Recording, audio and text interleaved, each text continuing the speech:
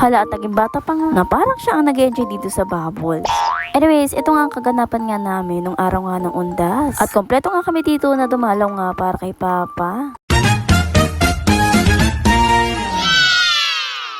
Hi guys, back again for another mini vlog. Ito nga pala yung mga kaganapan nga nung undas. At buti na lang talaga nakasama nga kami sa sementeryo nga ni Baby Quincy. Dahil share ko lang guys na na-admit nga na naman tong batang to. Dahil nga sa sobrang taas nga ng lagnat at talagang kinambulsyon na naman siya. Ang cause nga na mataas na lagnat dito dahil nga sa nagtatai siya. At ito nga yung usually nasakit nga ng mga bata ngayon sa ospital. Pero pwede naman siyang hindi ma-admit kaso nga lang natatakot nga ako sa sobrang taas nga ng lagnat niya. At anytime talaga is pwede siya magkumbulsyon. Kaya naman pumayag na lang din talaga ako na may admit siya para naman din ma-monitor siya at maging okay din agad. Bali nga na-admit nga kami noong October 29. Tapos na-discharge nga kami umaga nga ng November 1. Kaya buti na lang talaga guys nakahabol nga kami. Pagka-uwi nga rin nandito na rin nga yung mga pinsan niya. At kompleto na rin kami dito. Bali nga ng umaga nag-prepare lang sila ng mga pagkain at mga kailangan dalhin sa sementeryo. Tapos nauna na nga rin silang bumiyahe papunta doon. Since magkakabit pa nga rin sila ng tent. Nung nauna nga sila hindi na rin sila nakablik dahil nga sa sobrang traffic. Naiwan nga kami ni Baby Ann, ni Quincy at ako kaya naman nag-commute na lang kami papunta doon. At bago nga kami pumunta sa sementeryo, bali nga dumaan muna kami dito sa palengke. Bumili nga lang kami dito ng plastic spoon and fork. Tapos ng plastic cup, stick at marshmallow dahil nga balak nga namin dito mag-ihaw nga ng marshmallow. After nga nang bali bumiyahe na rin kami puntang sementeryo. Natagalan pa nga kami sa biyahe dahil nga sa sobrang traffic. Sa sobrang tagal nga is nakatulog nga tong batang to. Since hindi na nga rin talaga makakapasok nga dito sa loob yung tricycle kaya naman naglakad na lang kami. Dahil nga bukod sa maraming tao, dami pang nakaparking nga ng mga sasakyan. Diyos me, nakailang ikot na kami sa palengke. Pagdating pa dito para makapasok sa sementeryo talaga namang maglalakad ka ng napakalayo. Bukod nga doon ngalay ka talaga sa layo ng nilakad mo tapos may buhat ka pang bata. Kaya naman talagang ngalay na ngalay nga yung binti ko at mga balikat ko. Anyways, nung nakarating nga kami at ganito nga yung naging setup namin dito. Since tatlo nga yung lote, kaya naman medyo malaki din nga yung space namin. Tapos nung ibababa ko na nga dito sa Baby Quincy sa higaan, bigla naman siya nagising. At gusto na rin talaga makipaglaro nga dito sa mga pinsan niya. Anyways, ito nga pala yung mga niluto nilang pagkain. Meron dyan menudo, sisig, spaghetti, pansit, fried chicken at mga snack. Meron din ditong biko, tapos nga coffee jelly na nakatago. Syempre nakalagay sa styro, alang naman yung display dyan. Ano yun, kakainin mo nang hindi malamig? Maya-maya nga rin, naglaro na nga rin dito sa Baby Quincy kasama nga ng mga pinsan niya. Tapos mga nainggit nga itong mga batang to sa mga naglalaro nga ng bubble. Kaya naman talaga naganap ka kami dito na mabibilihan para nga bumili. Isa nga lang yung binila namin dahil medyo prices nga yung bubbles dito. At 250 nga ang isa. Ang ate ko kung bibili kami ng tatlo, nasa 750 na. Uy, isa na lang yung binila namin para nga share-share nga sila.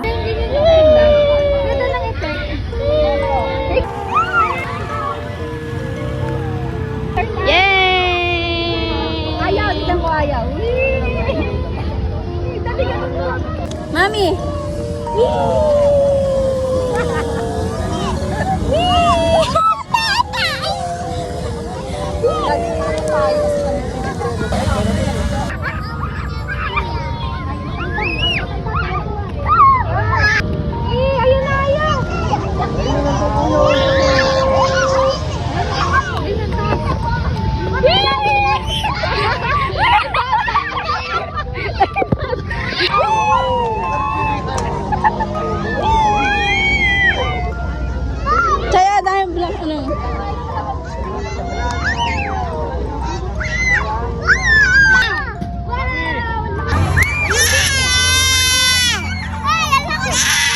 Kaso nga lang may batang nga tinopak dito. Dahil nga gusto niya siya lang talaga yung babaril nga doon sa bubble. Kaya naman noches kami ni Tate Eko kaya naman binilahan nga namin dito. Pagbigyan natin yan dahil kakalabas lang naman niya sa ospital at baka naman bumalik doon. Diyos me.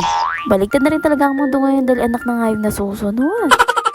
Bali nagpasabay nga bumili dito si Ate Kate kaso nga lang isa na nga lang yung available. Kaya nga noches kami ng kapatid ko kaya nga nag-ikot pa kami sa iba para nga maghanap. Inabot na nga kami ng dilim para lang makahanap nitong bubble na to. Pero nakabili na nga rin kami kaya naman tigi-isa na silang bubble. Kaso nga lang pag-uwi nga namin madilim na rin talaga. At hindi na rin talaga nila magagamit nga ng bubbles kasi hindi na rin talaga nila makikita dito at medyo madilim na. Kaya nga ginawa na nga lang namin dito is kinabit na nga lang namin dito yung mga tent. Para nga dito na lang sila maglaro nga sa loob nga ng tent. Tatlong tent nga yung kinabit nga namin tigi-isa sila para nga hindi sila magagawan dito. Tapos yung tita ko nga dito pumunta lang para lang makitulog yata.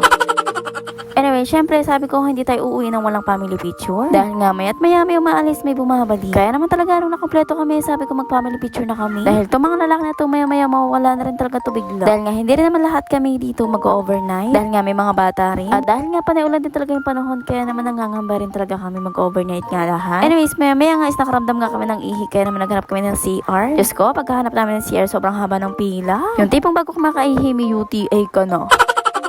Bali, magkasama kami dito ni Baby anak ko at saka nga si Jaika. kuya, ate, palimos po kami lang hanga. Ay hala, sa tagal nga ng pila, mamamalimos na lang talaga tong kapatid ko.